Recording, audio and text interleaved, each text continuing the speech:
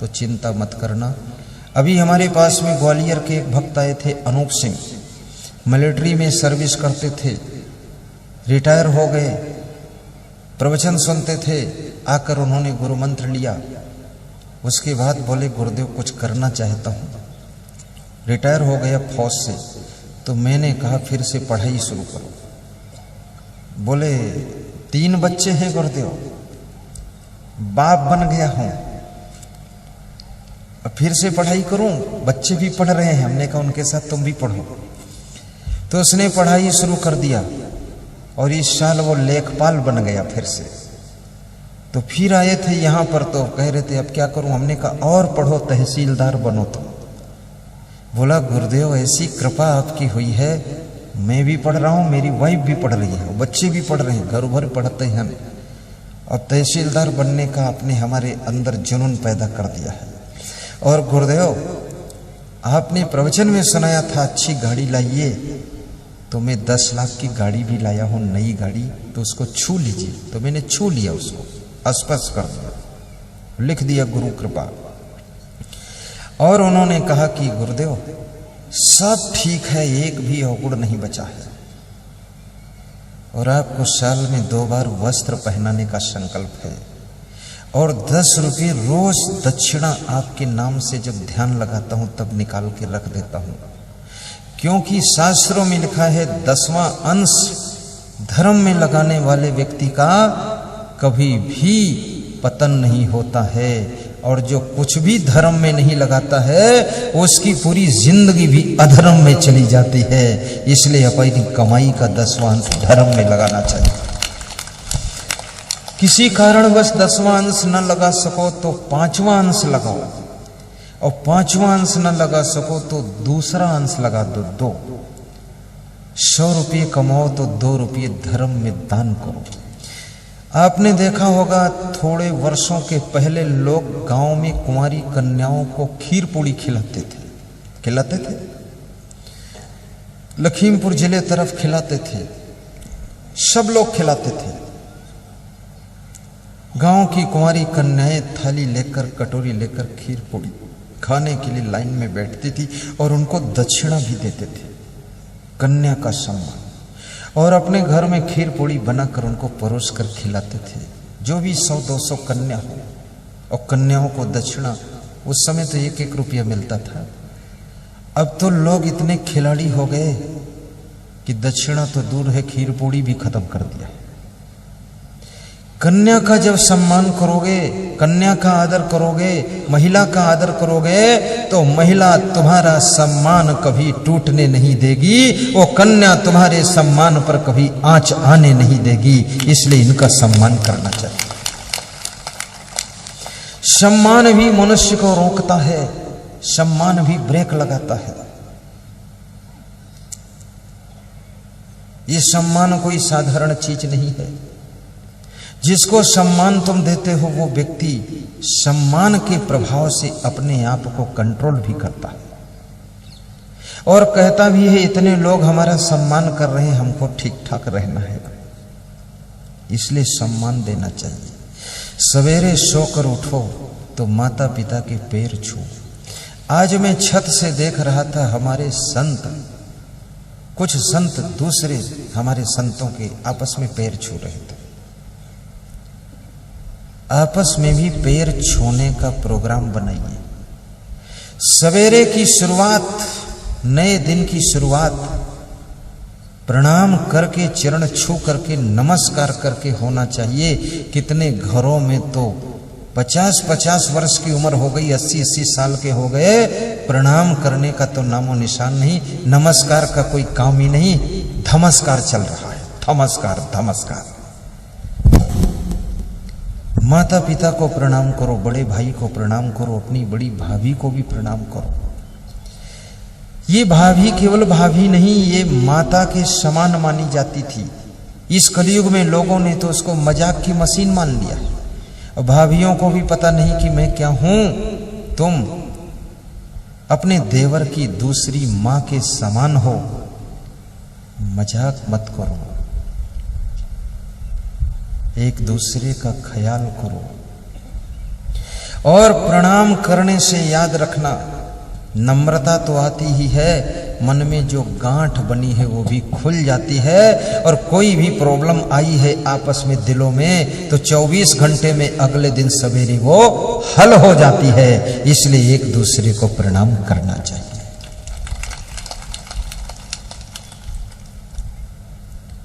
नमस्कार गुरुदेव तुम्हें भक्तों का बारंबार हो।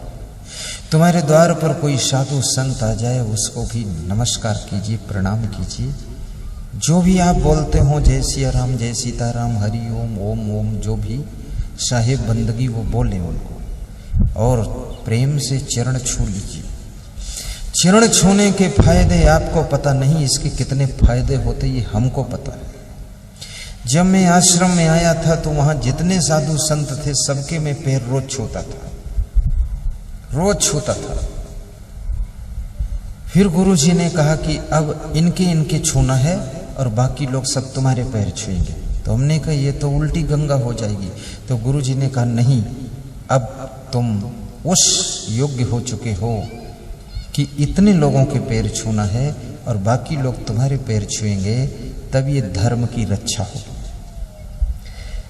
सम्मान देने वाले को ही सम्मान मिलता है, जो सम्मान किसी को देना नहीं चाहता उसको सम्मान कहीं प्राप्त भी नहीं होता है।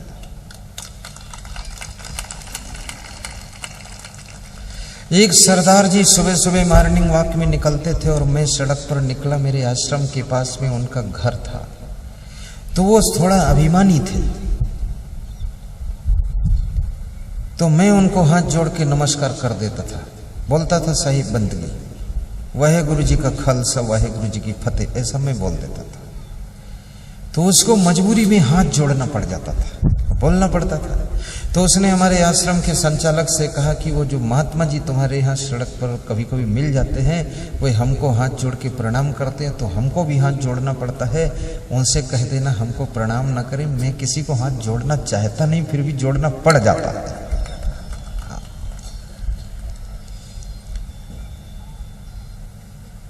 बड़े भाई का भी सम्मान करो, और अगर छोटा भाई तुम्हारा बुद्धिमान है तो उसका भी आदर रखना, क्योंकि बुद्धिमान के बिना न घर आगे बढ़ता है, न पार्टी आगे बढ़ती है, न आश्रम आगे बढ़ता है, न बिजनेस आगे बढ़ता है, न सिस्टम आगे बढ़ता है। जो तुम्हारे घर में बुद्धिमान हो, समझदार हो, इंटेलिजेंस हो, टैलेंट हो, उस व्यक्ति का जरा ख्याल रखना, विशेष ध्यान रखना, क्योंकि वो मास्टर माइंड ही तुम्हारे घर को आगे डेवलप की ओर ले जाएगा, आश्रम को विकास की ओर ले जाएगा, तुम्हारी पार्टी को ऊंचे ऊंचाई पर चढ़ाकर बिठा देगा। इसलिए उसका आदर करना कभी मत भूलना, तो कभी तुम नीचे नहीं गिर सकते हो। थोड़ा जोर से ताली बजाया करो, तुम तैयार ही रहा करो, जब गुरुजी दमदार शुरू करें बस रेडी रहो। हाँ, कितना आनंद आ रहा है, बड़ा एकाग्र हो गए लोग, सब झंझट खत्म हो गए। और आज शिवपाल सिंह जी ने भी बड़े ध्यान से प्रवचन सुना है, हंसते मुस्कुराते ही। आदमी वो विनम्र है, नम्रता है उसमें, और करुणा भी है, सेवा भाव भी है, और उदार भी है। वो बोल रहे थे एक आदमी को कि हम इनसे कहते हैं धन तो बहुत कमाया, कुछ खर्च भी करो धर्म में। वास्तव में धन वाले कंजूस जगत में जोड़ जोड़ मर जाते हैं, और नाम अमर है उन लोगों का जो धन धर्म में लगाते हैं, जो धन धर्म में लगाते हैं। आप अगर अपने कमाए हुए पैसे को साथ में ले जाना चाहते हो, विक्रम सिंह ध्यान देना इधर, कमाई हुई संपत्ति को साथ में ले जाना चाहते हो तो उसे धर्म में लगाइए, परोपकार में लगाइए, सेवा में लगाइए, धर्म प्रचार में लगाइए, सत्संग में लगाइए, भंडारा में लगाइए, आश्रम निर्माण में लगाइए। उस धन को जब पुण्य के कार्यों में तुम खर्च करोगे, वही पुण्य के संस्कारों का बंडल तुम्हारी मृत्यु के बाद तुम्हारे साथ में जाएगा। सीधे डायरेक्ट नोटों की गड्डी नहीं जाती है, लेकिन जो परोपकार नोटों से करते हो उसका पुण्य तुम्हारे साथ जाता है। वही पुण्य तुम्हें अच्छी जगह जन्म दिलाता है, अच्छे घर में जन्म दिलाता है, संस्कारी परिवार में तुम्हारा जन्म होता है और उसी पुण्य से तुम अगले जन्म में भी सुख शांति और वैभव को प्राप्त करते हो।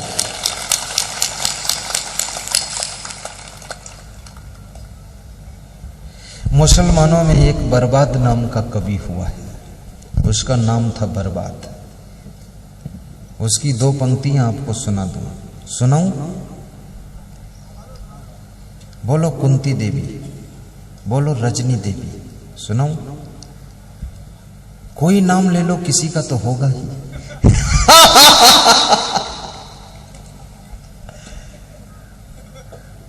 बोलो सुधा सिंह, बोलो सुजाता सिंह, सब इसी में बैठी है, क्योंकि अलग से नाम आएंगे कहां से। और जो मैं नाम ले रहा हूं उनके ले रहा हूं जिनके परिवार में जा चुका हूं और जानता भी हूं। मुझे 1-2 नाम नहीं याद है, करीब करीब मुझे लगता होगा लाखों नाम याद होंगे, लाखों की संख्या में।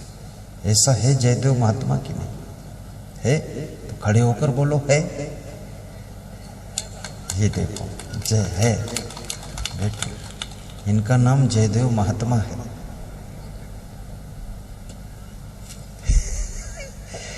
नाम याद करने की कला भी विकसित कीजिए। बिजनेस में आगे जाना है, राजनीति में आगे जाना है, तो जरा नाम भी याद कर लिया करो। हजारों में बाजारों में नाम लेकर पुकार सको। स्मरण शक्ति को तीव्र कीजिए, और स्मरण शक्ति यदि बढ़ाना चाहते हो तो उसके लिए भोजन कम कीजिए और कठोर परिश्रम कीजिए, शरीर से पसीना भी निकालिए, और साथ साथ में पेट में कब्जियत मत बनने दीजिए, और ठहाका मार के 24 घंटे में 2-4 बार हंसिए भी। ज्यादा गुम सुम मत बैठो, नहीं तो बुद्धि गुम हो जाएगी। हाँ, कुछ लोग ऐसे बैठते हैं मन मार करके लगता है कि सब लुट चुका है और इनकी लाश बची है। हाँ, मुंह लटकाए रहते हैं। खुश रहने का स्वभाव बनाइए। कृष्ण भगवान के पास में कुछ था कि नहीं था ये तो मैं नहीं कह सकता हूं, लेकिन उनके पास में हंसी तो जरूर रहती थी, होठों पर हंसी। राम के पास में होठों पे मुस्कान रहती थी, कबीर के होठों पर प्रसन्नता रहती थी, और महावीर और महात्मा बुद्ध के मुखमंडल पर शांति की आभा दिखाई देती थी। और शांति की आभा का दर्शन उसी के मुखमंडल पर होता है जिसके अंदर प्रसन्नता की लहरें उठा करती हैं, जिसके अंदर आनंद परमा आनंद होता रहता है, उसी के मुखमंडल पर आभा दिखाई देती है शांति की। ये शांति ऐसे थोड़ी दिखेगी। इतने लोग बैठे हैं, सभी का मुखमंडल बिलक बिलक तरीके से दिख रहा है। किसी का भयानक रूप दिख रहा है, किसी का डरावना रूप दिख रहा है, किसी का प्रेम रूप दिख रहा है, किसी का करुणा रूप दिख रहा है, किसी का भक्त रूप दिख रहा है, और किसी का बड़ा दुष्ट रूप भी दिखता है, और किसी का तो क्रोधी रूप दिखता है। लोग कहते हैं उनका चेहरे देखे कि हम डराएंगे, तो भाई चुप पे बैठ रहे हैं, क्या करें। ये सब रूप होते हैं। अब तुम्हारा कौन सा रूप प्रकट होता है? एक पिता ने अपने बेटे से कहा, जाओ अपनी मम्मी से कह दो 10-12 चाय बना दे, मेहमान आए। बेटा घर के अंदर गया और लौटकर बाहर आया। बाप ने पूछा, बोल दिया? बोले मम्मी का मूड थोड़ा खराब दिख रहा है, इसलिए हमने देखा बोलना ठीक नहीं। तो बोले चाय कौन बनाएगा? बोले आप कहो तो मैं ही बना देता हूँ। बेटा तू ही बना ला। अब मूड खराब है मम्मी का, वो बालक पहचान रहा है।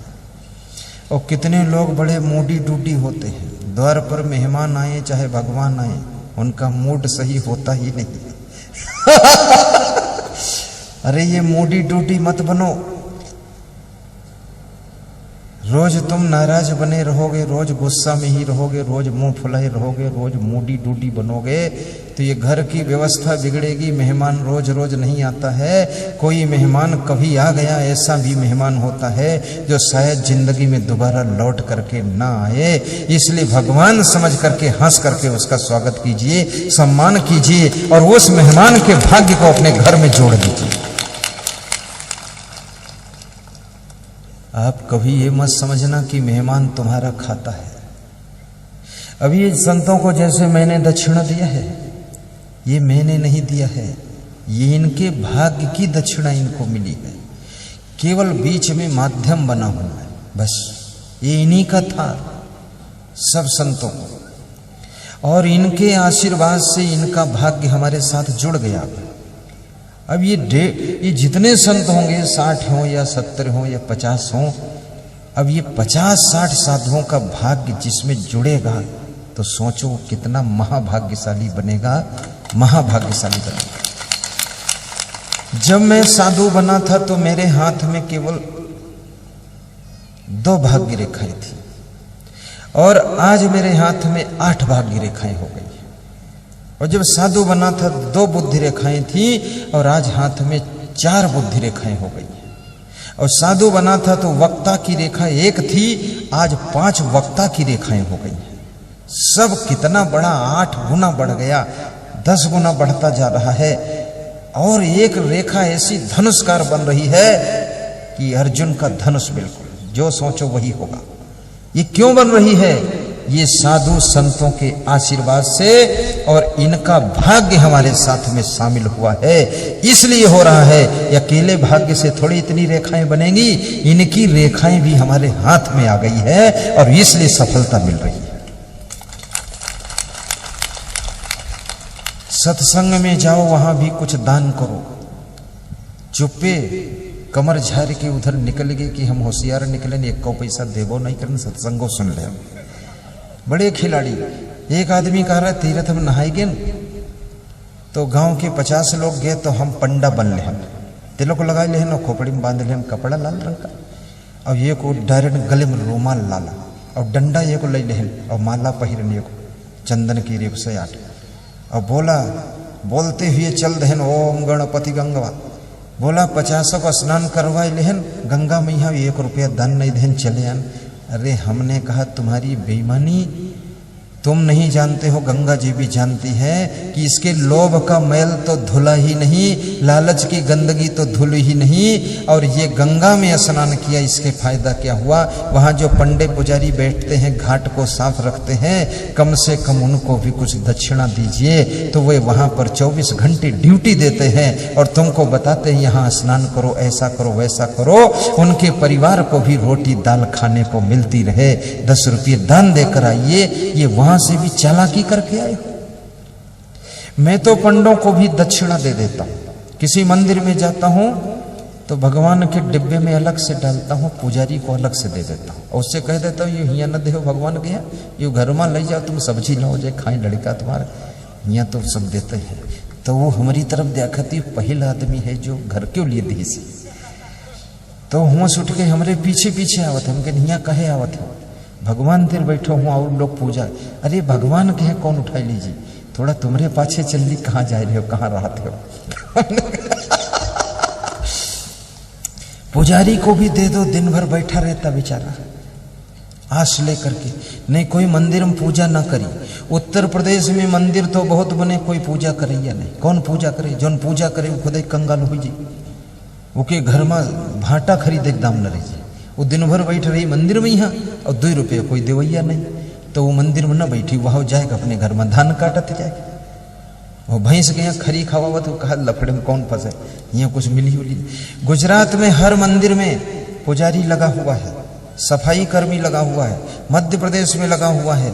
गुजरात के हर मंदिर चमकते हैं, मूर्तियां चमकती हैं, सफाई रहती है, और पुजारी को 10,000 महीना देते हैं गांव से चंदा करके, और पुजारी को थोड़ा सा गेहूं आटा दाल भी दे देते हैं, पुजारी के रहने के लिए 2 कमरा भी दे देते हैं और पुजारी का सम्मान भी रखते, तब मंदिर चलता है। खाली मंदिर बना देने से वहां कुत्ते बिल्ली चिड़िया चूहे घूमेंगे, कोई आदमी नहीं आएगा। इसलिए पुजारी का भी सम्मान होना चाहिए और पुजारी को भी थोड़ा दान देना चाहिए।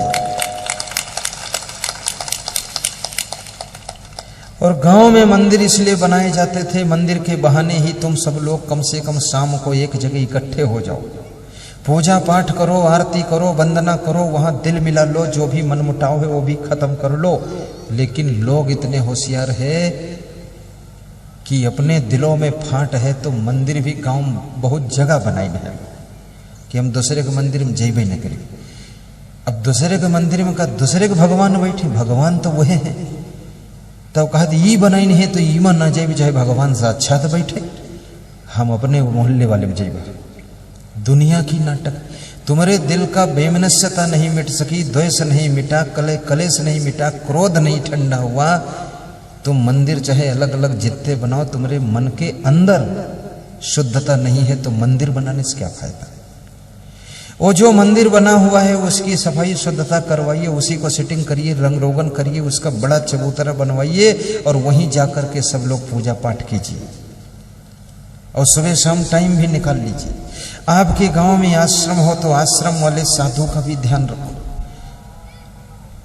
एक साधु मुझे मिला तो हमने कहा आप कहाँ रहते महाराज जी? बोले अब घूमा करी थे। तुमने कहा क्यों घूमते हो? पहले तो आश्रम में थे। बोले आश्रम में यहाँ गाँव के कोई आदमी 1 किलो न दाल दीस न चावल दीस, भूखे न मर मिटे महीना खानो इंतजार करें फिर निकल लेन हुआ से न कि चलो नहीं या मरी जियो।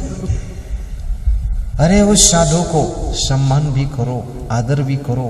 उसके यहाँ जाओ तो 1 किलो चावल ले जाओ, आधा किलो दाल ले जाओ, थोड़ी गुड़ ले जाओ, थोड़ा डब्बे में घी ले जाओ कि लो महाराज 100 ग्राम घी है, थोड़ा आप भी रोटी में लगा लेना और महाराज जमे रहो, सत्संग पूजा पाठ करते रहो और गांव कभी आओ मत, अपने आश्रम में जमो और यहीं पर आपके दर्शन करने सब आएंगे। गुजरात में एक साधु मिला, मैंने पूछा कि आप गांव में जाते कि नहीं? बोले मैं तो कभी नहीं जाता हूँ। तो हमने कहा फिर? बोले गांव के सब लोग आकर यहीं दर्शन करते, यहीं प्रवचन सुनते और यहीं हमारे खाने पीने का इंतजाम कर देते हैं। हमें गांव जाने की जरूरत नहीं पड़ती है, हम आश्रम को ही बचाते हैं और यहीं प्रवचन सुना देते, सब लोग आ जाते हैं। कितनी बड़ी बात है। तुम्हारे गांव में इतना 5000 की बस्ती, 2000 की बस्ती, उसमें एक साधु को रोटी न मिले तो धिक्कार है इस गांव का। और तुम्हारे गांव में सत्संग समागम हो तो सबको उत्साह होना चाहिए कि हमारे गांव में संत आ रहे हैं, महात्मा आ रहे हैं, साधु आ रहे हैं, मेहमान आ रहे हैं, भगत लोग आ रहे हैं, अनेक जिलों से आ रहे हैं, प्रदेशों से आ रहे हैं, तो हमको सबको अपना अपना द्वार भी साफ सुथरा करना है। ना जाने किसके द्वार पर साधु संत भक्त निकल पड़े दूसरे प्रदेश का, तो कम से कम गांव भर में सफाई तो मिलनी चाहिए। माना कि मैंने भूरे सिंह यादव ने बुलाया है, लेकिन भूरे सिंह यादव ने बुलाया है तो क्या तुम अपने द्वारे घूरे सिंह बन जाओगे और घूर लगाए पड़े? सफाई कर दो। मैं छत्तीसगढ़ में जाता हूं, वहां जाता तो किसी एक व्यक्ति के यहां हूं, लेकिन सबके घर लगभग साफ हो जाते हैं और लिपाई हो जाती है। महिलाएं सुबह 5 बजे उठ करके गोबर और मिट्टी और पानी लगाकर और झाड़ू से लपसी बनाकर और सब लीप देती है। ये यूपी की तरह नहीं हाथन लिपती नहीं, वहां एक झाड़ू मजबूत रहा तो वह हम लथारे के सब लीप देते बहुत अच्छा करते हैं। हम तो सब प्रदेशों की लिपाई पोताई झाड़ू लगवाई सब देखन सब जानित है कहाँ कैसे करते हैं। बड़े गौर से मैं देखता हूँ, कोई काम कर रहा होता मैं सीखता भी हूँ, अगर हमसे अच्छा तरीका है तो मैं तुरंत सीख लेता हूँ, पर उससे कहता नहीं हूँ तुमसे सीखा हूँ, नहीं वो सोची वैधे हैं महाराज जी, कुछ जनते नहीं हमसे सीखे। सीख लेना चाहिए हर व्यक्ति से। अभी मैं गया हुआ था कल फतेहपुरा फिरोजाबाद में, तो वहां माताएं बहनें पूड़ी बना रही थी प्रवचन के बाद, और पनीर की सब्जी बनाए और एक सब्जी और बनाए, हम पहचान नहीं पाए, और खीर बनाए और रायता बनाए। तो बना रही थी और पीछे मुड़ के गुरु जी की तरफ देख लेती थी और फिर मुस्कुराती थी, फिर बेलना शुरू। तो हमने कहा इनको खुशी कितना है, तो हमने कहा पूड़ी मत बनाओ, भूख नहीं, खाएंगे नहीं। अरे बोले खाओ ना, लेकिन देख लियो, सूंघ लियो, छुई लियो, बनी जरूर है। हमारे सामने लेकर आए तो एक टुकड़ा पूड़ी खा लिया। पनीर की सब्जी इतनी अच्छी बनी थी, उसको भी ग्रहण किया। खीर नहीं लिया, रायता 1 चम्मच लिया। और हमने कहा कि क्या श्रद्धा है। सब महिलाएं जुट गई बिल्कुल चींटियों की तरह। हिल मिल करके भी काम करना सीखो। किसी के घर ज्यादा मेहमान आए हों तो सहयोग करना भी सीखो। गांव में एक जगह इसलिए बसा जाता है कि एक दूसरे को मदद की जाए, सहयोग किया जाए, उपकार किया जाए, हेल्प की जाए। गांव में इसलिए रहा नहीं जाता है एक जगह पर कि एक दूसरे की टांग खींची जाए, ईर्ष्या की जाए, द्वेष किया जाए, उनके लड़का बिगाड़ दो, बहू बिगाड़ दो, भैंस के नांदम जहर डाल दो। ये नरक बनाने के लिए गांव में नहीं रहा जाता है। गांव में एक दूसरे को मदद करके और सबको सहारा दे करके एक दूसरे की रक्षा करने के लिए हम बसते हैं, इसलिए गांव में रहा जाता है।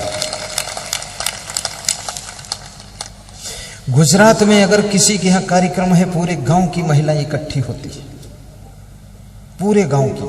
और गुजरात में बहुत बड़े बड़े गांव हैं, छोटे छोटे भी गांव हैं। कोई कोई गांव तो ऐसे हैं जहां की आबादी केवल 150 की, और कोई कोई गांव ऐसे जहां आबादी 12,000 की है। और सब महिलाएं जुट करके, पुरुष जुट करके, पता ही नहीं चलता प्रोग्राम इनका है कि किनका है।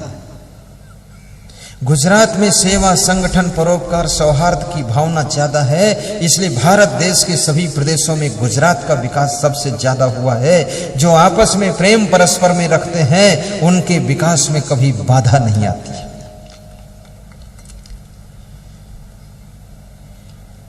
प्रेम की गंगा बहाते चलो, जीवन को निर्मल बनाते चलो।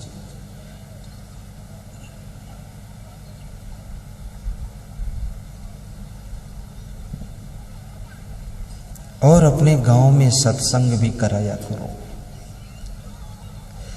और कभी कभी गांव वासियों को खीर पूड़ी खिला दिया करो। ये बड़ी चुपके से बात आपको बता रहा हूं, ये चतुराई की बात है, इसको सीखना। जितना धन कमाते हो, लोग कहते हैं हमारे उन्नत हो लागे तो सब हमसे जल ही लागे। ऐसा ज्यादातर लोग बताते हैं कि जलते बहुत है, सब जरे भुने जाते हैं। लेकिन ये जरे भुने क्यों जाते हैं? क्योंकि तुम्हारी उन्नति से उनको कोई फायदा नहीं, इसलिए जले भुने जाते हैं। तुम्हारी उन्नति से सबको थोड़ा थोड़ा परसेंटेज मिलना चाहिए, तो कोई जलेगा भुनेगा नहीं, और तुमको भी जलने नहीं देगा, तुम्हारी रक्षा करेगा, वाह वाह करेगा, तुम्हारी निंदा नहीं करेगा। हाँ, तो अपनी कमाई का 10% तो गांव वालों पर खर्च करना चाहिए। कितने राजा बन जाओ, गांव में कोई जलन नहीं करेगा। 10%।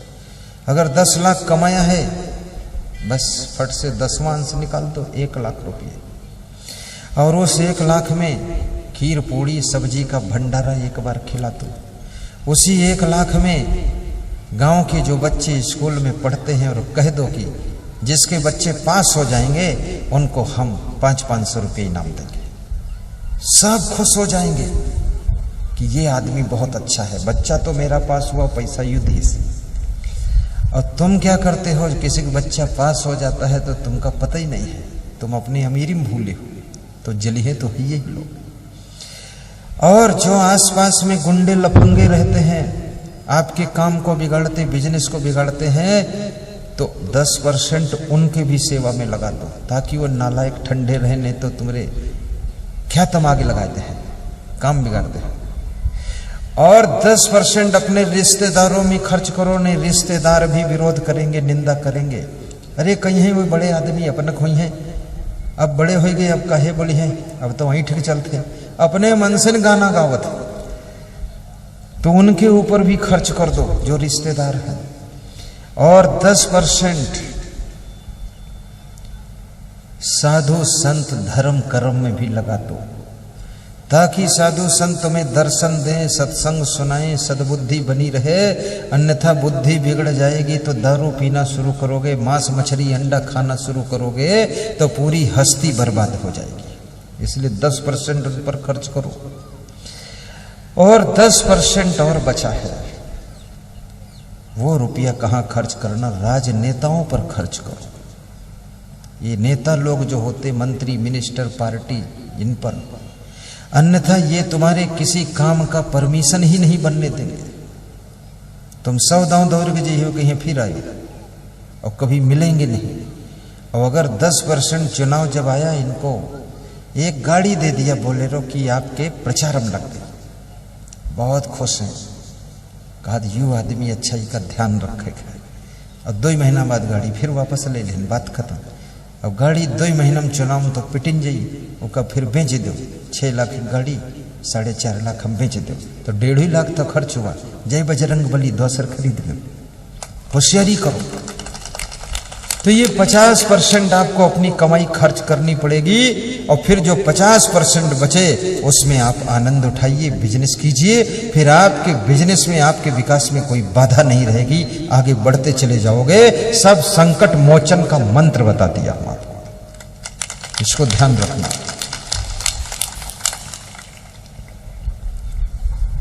हमारे संतों की चिट्ठी आई है कि कुल संतों की संख्या 90 है।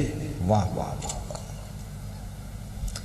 ये 90 महात्मा पधारे हुए हैं। अब देखो 90 महात्माओं का भाग्य हमारे भाग्य में जुड़ेगा।